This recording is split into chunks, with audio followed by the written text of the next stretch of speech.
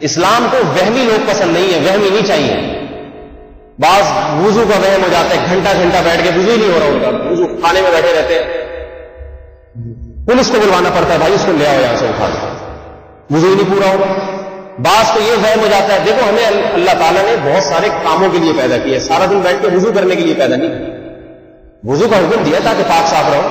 اب کسی کو وضو ہی کا بخار ہو جائے، اس کا وضو ہی نہیں پورا ہو رہا، تو کہاں قوم کی خدمت کرے گا؟ اونچے اونچے کام کیسے کرے گا؟ جاؤ 2 منٹ میں وضو کر کے آ جائے، اس کا وضو ہی نہیں ہو رہا، بیٹھا ہوا ہے نلکے کے نیچے کھول کے. کئی لوگ آپ کو نظر آئیں، پھر وضو ہونے کے بعد ان کو شک ہوتا ہے پتہ نہیں ہوا تو نہیں نکل گئی، پیشاب کا قطرہ تو نہیں آ گیا. یہ ایک بیماری. 50% نوجوان اس میں مبتلا ہے، اس شک میں. وضو کرتے ہیں کچھ محسوس ہوا ہے، وضو سے پہلے کچھ محسوس نہیں ہوتا. صبح سے لے کے ظہر کی نماز کے وقت تک کسی قسم کا کوئی بھی چیز محسوس، بولو بھائی، نہیں. وضو کیا اور محسوس ہونا شروع ہو گیا، کچھ نکل رہا ہے، ہوا نکلی ہے، کچھ نکل آئے گا. نماز نہیں پڑھی جا رہی، کچھ نکل آئے گا.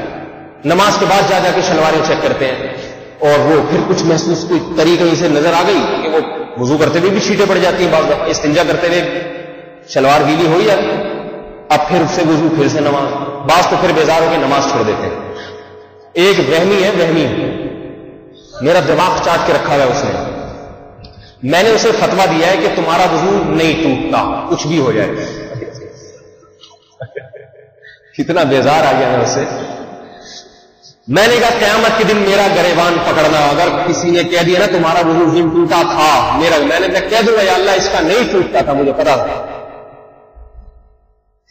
کہیں دور گٹر کا پانی نظر آ جائے تو کافی دور سے گزرتے، چھینٹنا پڑ جائے گا. اگر ایسے انسان زندگی گزارے گا تو چند دنوں میں پاگل ہو جائے گا. اور نام اس کے پاگل پنے کو تقویٰ کا دیا جاتا ہے. حضرت اتنے متقی کے پاگل ہو گئے. متقی پاگل تھوڑی ہوتے ہیں بھائی، متقی تو بڑے ذہین ہوتے ہیں. انبیاء کرام سے زیادہ تقویٰ کس میں تھا؟ تمام انبیاء بڑے ذہین، سمجھدار، بیدار مغز ہوا کرتے تھے.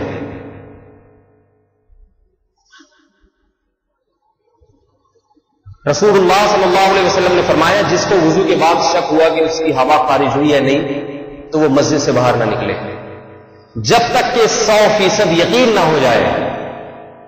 علماء نے لکھا ہے کہ یقین کی علامت قسم اٹھا کے کہہ سکے، خدا کی قسم اٹھا کے کہ ہوا خارج ہوئی ہے، یہ پیشاب کا قطرہ نکلا ہے. جب خدا کی قسم اٹھا کے کہہ دے گا اتنا یقین ہو پھر وضو ٹوٹے گا، اس سے پہلے نہیں ٹوٹے گا، چاہے کیسے ہی شکوک آئے دل میں. بعض وہمیوں کو یہ وہم ہوتا ہے کہ پتہ نہیں ہم قسم اٹھا کے کہہ سکتے ہیں کہ نہیں کہہ سکتے، اتنا یقین ہے، اس میں غور و فکر رہے. ایسے وہمیوں کو میں کہتا ہوں جب یہ شک ہو جائے نا کہ میں قسم اٹھا سکتا ہوں یا نہیں اٹھا سکتا تو یہ بھی اس کی علامت ہے یقین نہیں ہے. قسم اٹھا سکنے کبھی اطمینان نہیں ہے تو اس کا مطلب ابھی یقین نہیں. پھر یہ وہم کہ ٹھیک ہے میں قسم نہیں اٹھا سکتا، میں نماز تو پڑھتا ہوں لیکن ہو سکتا ہے نکل گئی.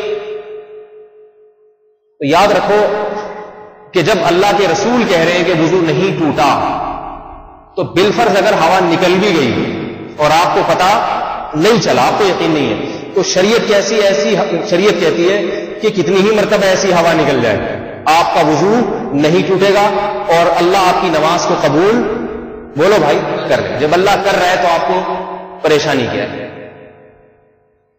دیکھو فقہاء نے ایک بڑا بہترین مسئلہ بیان کیا، میں آپ کو بتاؤں، اس سے وہم کا علاج ہوگا. اس سے وہم کا علاج. ایک آدمی پہ غسل فرض تھا، وہ 4 بالٹیاں پانی بہا کے نہایا ہے، دھو دھا کے نیٹ کلین شیمپو سے ڈیٹول سے نہایا ہوا، اتنا صاف ستھرا. دوسرے کو احتلام ہوا، اس پہ غسل فرض ہے لیکن اس کے پاس پانی نہیں ہے نہانے کے لیے، پانی نہیں ہے، پانی ختم ہو چکا ہے، اس کے جسم پہ نجاست لگی ہوئی ہے، دھونے کے لیے پانی نہیں ہے. شریعت کہتی ہے تیمموا صعیدا طیبا، کیا کرو؟ تیمم کرو. 2 ضرب، ایک دفعہ ہاتھ زمین پہ مارا غسل کی نیت سے، زمین پہ مار کے اپنے چہرے پہ پھیر لیا ایک دفعہ، دوبارہ ہاتھ زمین پہ مارا، بایاں ہاتھ یہ والے بازو پہ اور دایاں ہاتھ یہ والے بازو پہ.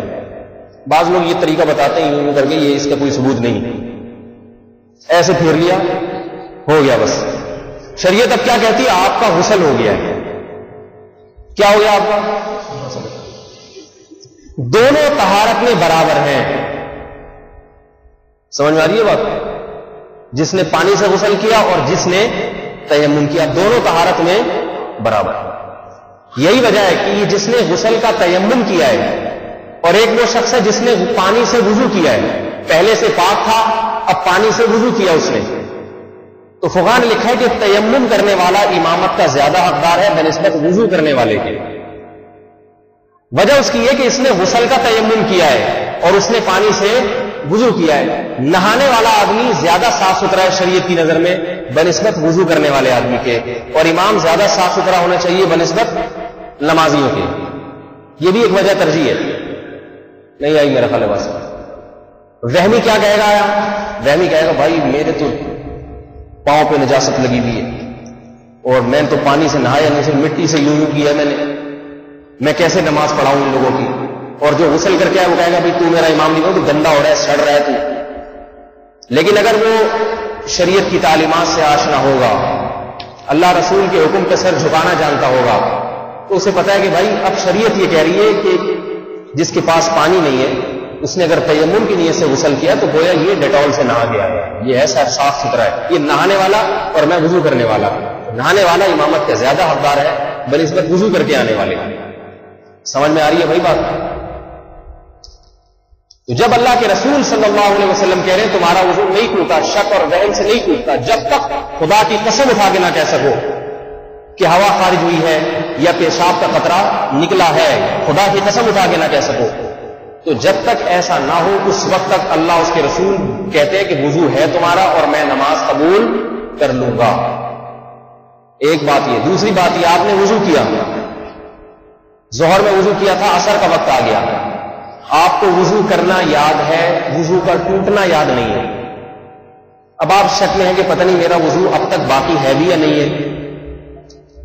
سمجھ میں آ رہی ہے بات؟